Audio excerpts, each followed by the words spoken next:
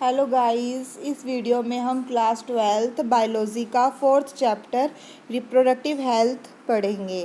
तो third chapter में आपने रिप्रोडक्टिव सिस्टम और उनके फंक्शन के बारे में, ह्यूमन रिप्रोडक्टिव सिस्टम और उनके फंक्शन के बारे में डिटेल में पढ़ा था। तो इस चैप्टर में हम रिप्रोडक्टिव हेल्थ को पढ़ेंगे। तो सबसे पहले क्वेश्चन यही आता है कि what do you understand by reproductive health. तो रिप्रोडक्टिव हेल्थ का मतलब क्या है? सिंपली अगर देखा जाए तो क्या है, healthy reproductive organ with normal function. Means जो रिप्रोडक्टिव ऑर्गन है वो नॉर्मल फंक्शन करे तो हम उसको रिप्रोडक्टिव हेल्दी बोलेंगे।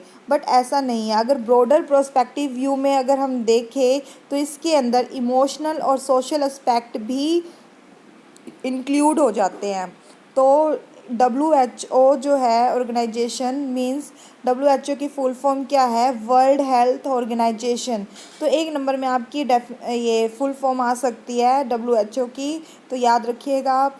तो WHO ने एक डेफिनेशन बताई, रिप्रोडक्टिव हेल्थ का मतलब बताया। क्या बताया उन्होंने?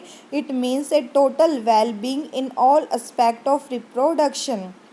उन्होंने कहा कि रिप्रोडक्टिव हेल्थ जब माना जाएगा जब वो सभी एस्पेक्ट में वेलबींग होगा।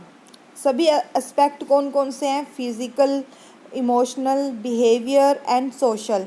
मतलब वो चारों जो एस्पेक्ट बताया सब में अगर वेलबींग है तो वो रिप्रोडक्टिव हेल्दी होगा, नहीं तो नहीं होगा। मान लो आपकी या किसी भी पर्सन की किसी के साथ लड़ाई हो जाती है, ठीक है, तो क्या होगा? उस इंसान के दिमाग में जिस बात को लेकर लड़ाई हुई है वही बात घूमती रहेगी उसके दिमाग में। तो क्या होगा?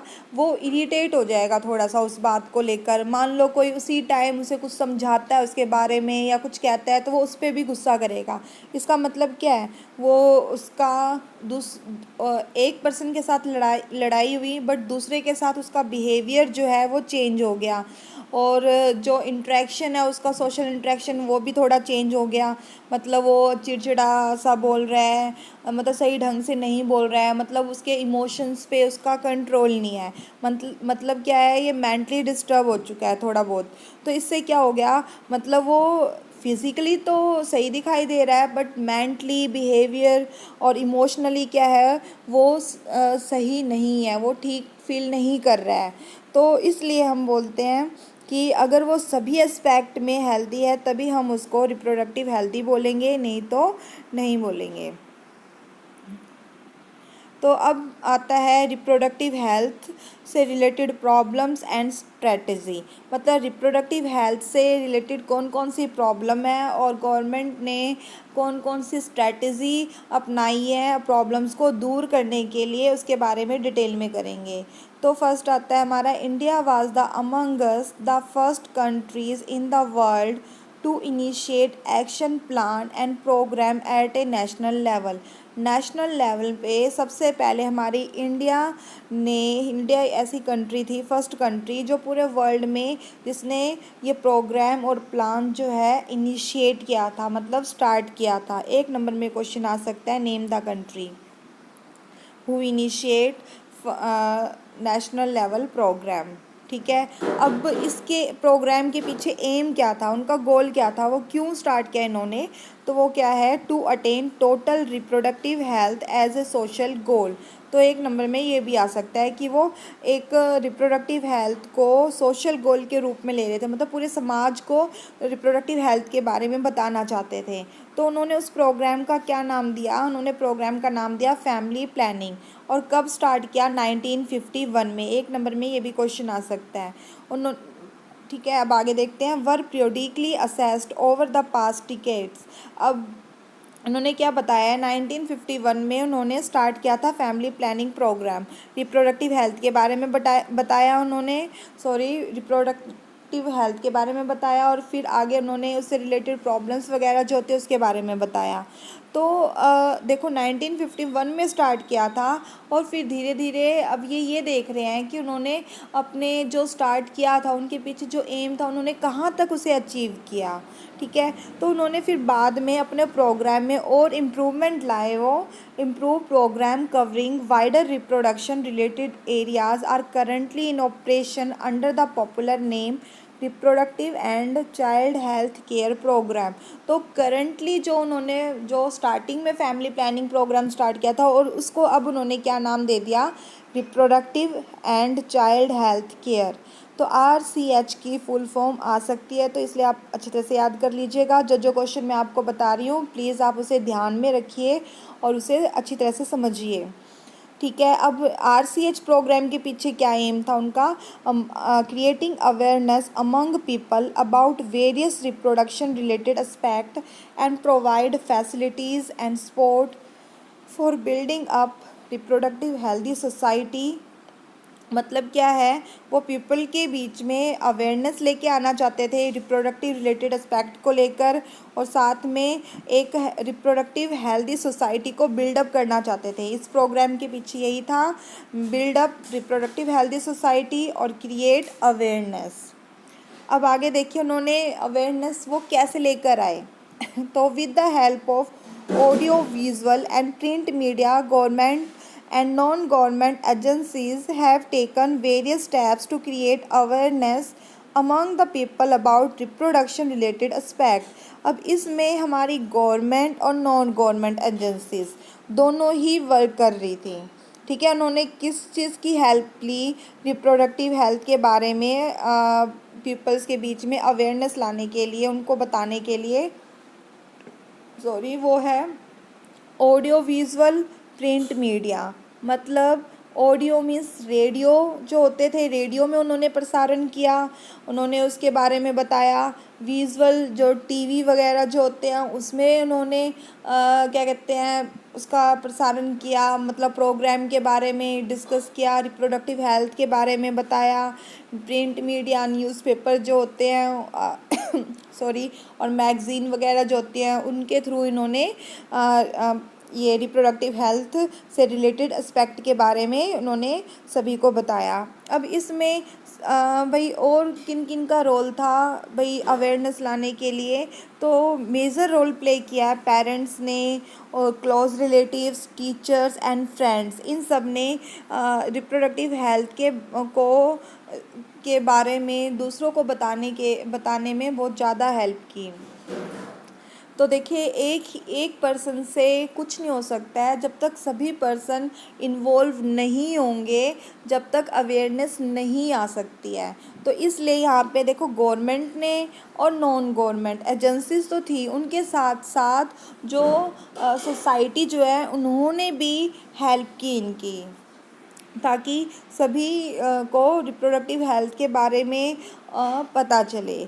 अब साथ में क्या हुआ देखो, introduction of sex education in school. तो स्कूल के अंदर ये रिप्रोडक्शन हेल्थ के बारे में बताया जा रहा था। क्यों बताया जा रहा था, क्वेश्चन आ सकता है, why is necessary for sex education in school. तो आप क्या बताओगे, क्यों बताया जा रहा था, encourage to provide right information to the young person को राइट इन्फॉर्मेशन मिले सेक्स रिलेटेड एस्पेक्ट के बारे में, and discourage children from believing in myth and having misconceptions. और जो मिथ से सेक्स से रिलेटेड जो मिथ थे, मिसकंसेप्शन मतलब भ्रम वगैरह जो थे, झूठी अफवाहें जो थी, उन सबको वो डिस्करेज कर सके, इसलिए सेक्स एजुकेशन को नेसेसरी किया गया स्कूल में।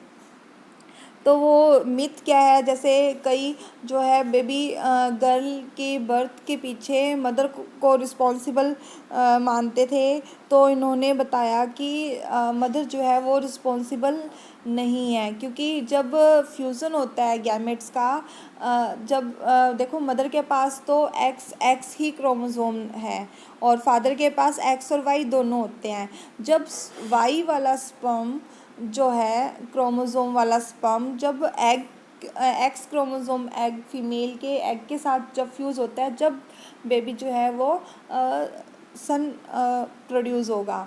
और अगर फादर का एक्स वाला जो स्पर्म होता है और वो मदर के एक्स एग वाले एग के साथ गैमेट के साथ फ्यूज़ होता है, तो बेबी क्या है, गर्ल पैदा होती है।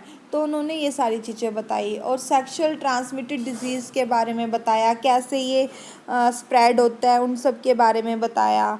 तो इनसे क्या हुआ, उन्हें राइट इन्फॉर्मेशन मिल रही है, इसलिए ये ज़रूरी है। तो अब आगे देखिए, proper information about reproductive organ, adolescence related changes, safe and hygienic sexual practice, sexual transmitted disease, AIDS, would help people, especially those in the adolescent age group, to lead a reproductive healthy life। तो यही जो भी बताया आपको कि reproductive organ के बारे में प्रॉपर इन्फॉर्मेशन दी, जो एडल्सेंस पीरियड में जो चेंजेस आते हैं उनके बारे में बताया, और सेक्सुअल ट्रांसमिटेड डिजीज़ जो है, एड्स वगैरह जो है, उन सब डिजीज़ कैसे फैलती है, कैसे उनसे बचाव हो सकता है, उन सब के बारे में उन्होंने इन्फॉर्म किया प्रोग्राम के through. Educating people, especially fertile couple or those in marriageable age group, about available birth control option, care of pregnant mother, postnatal care of the mother and child, importance of breastfeeding, equal opportunities for the male and the female child, etc। देखो अब क्या बता रहे हैं ये, अब ये बताना चाहते हैं कि इसके थ्रू इन्होंने मतलब जो प्रॉब्लम क्रिएट हो रही थी रिप्रोडक्टिव हेल्थ से रिलेटेड, तो उस प्रॉब्लम को कैसे उन्होंने दूर किया, मतलब जैसे पीपल को एजुकेट किया, जिससे क्या हुआ, उन्हें एजुकेटिंग पीपल क्या है, वो अवेयर है, मतलब कोई डिजीज़ कैसे फैल रही है, उसको कैसे हम रोक प्रिवेंट कर सकते हैं, इन सब के बारे में पता चला उन्हें।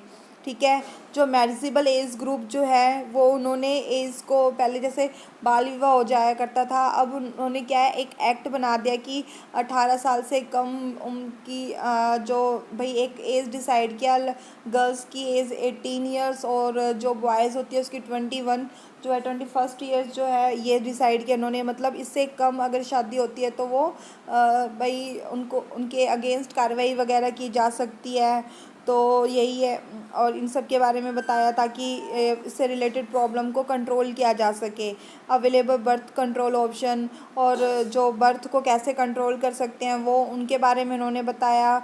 जो प्रेग्नेंट मदर की कैसे केयर की जाती है उसके बारे में बताया, ताकि जो आगे जो बर्थ हो, मतलब बच्चे की और माँ दोनों ही स्वस्थ हो, उसकी इसलिए उनकी केयर जो है वो बताया नेसेसरी है। Postnatal care of mother and child, मतलब आफ्टर बर्थ जो है मदर की केयर कैसे कर सकते हैं, चाइल्ड की केयर कैसे कर सकते हैं, उन सब के बारे में बताया। इंपॉर्टेंस बताई ब्रेस्ट फीडिंग के बारे में, और इससे रिलेटेड मतलब हेल्दी फैमिली को हेल्दी कैसे बनाया जा सकता है, और क्या उनकी इम्पोर्टेंस क्या है, उन सब के बारे में बताया, मतलब अवेयरनेस लेके आए वो।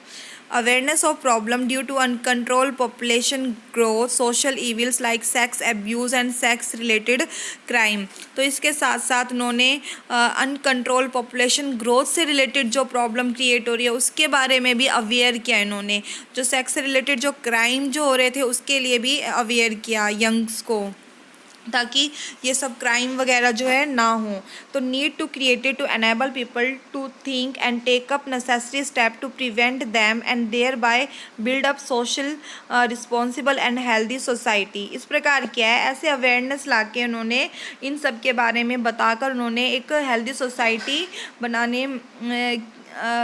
बनाने में मतलब हेल्प की, बिल्डअप किया उन्होंने। ठीक है, और दूसरों को ये बताया कि वो कैसे हेल्दी सोसाइटी को बिल्डअप कर सकते हैं। तो इसके अंदर जो क्वेश्चन है आपका यही क्वेश्चन बनता है कि एक तो सेक्स एजुकेशन जो है वो नेसेसरी क्यों है, और दूसरा जो है क्वेश्चन बन रहा है कि उन्होंने कौन भाई हेल्दी सोसाइटी को बनाने में उन्होंने कौन कौन से वर्क किए, तो आप ये बता सकते हैं, या फिर suggest the aspect of reproductive health which need to be given special attention in parent scenario.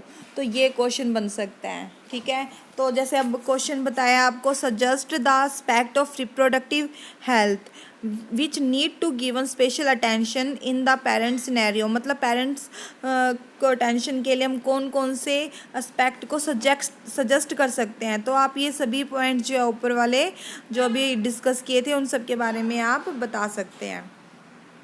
तो इनके साथ साथ अब आगे देखिए क्या बता रखा है उन्होंने, क्या successful implementation of various action plan to attain reproductive health require strong infrastructure facilities, professional expertise and material support.